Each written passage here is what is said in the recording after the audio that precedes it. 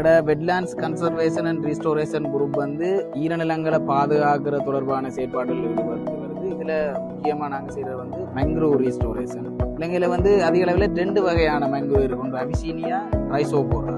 அதுகளோட விதைகளை அதுகளோட விதை எடுக்கக்கூடிய காலப்பகுதிகள் எடுத்து நாங்க நர்சரி போட்டு வச்சு அது வளர்ந்தா பிறகு அதுகளை கொண்டு பொருத்தமான இடங்கள்ல நடுற வேலை செய்து கொண்டு வரோம். பொன்னாலையில, சாவச்சேரியில, இப்ப வந்து பூனேரியில நட்டு கொண்டிருக்கிறோம்.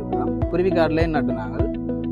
இது கிட்டத்தட்ட 9 மாத காலம் எடுக்குது. நாங்கள் சீட்ஸ் எடுத்து அது நர்சரியில போட்டு நடுகைக்கு கொண்டு போறதுக்கு வந்து 9 மாத காலம் எடுக்குது. நடுகிறதுக்கு பொருத்தமான இடங்களை தெரிவு செய்வோம். அதுக்கு நாங்கள் ஒவ்வொரு இடத்துக்கும் போய் பார்த்து அது இந்த கன்றுகள் நடுறதுக்கு ஏற்ற இடமா இருக்குதா, அதுக்கேற்ற நிலவுதாண்டு அதை செக் பண்ணி அதுக்கு பிறகு நடவு செய்யணும்.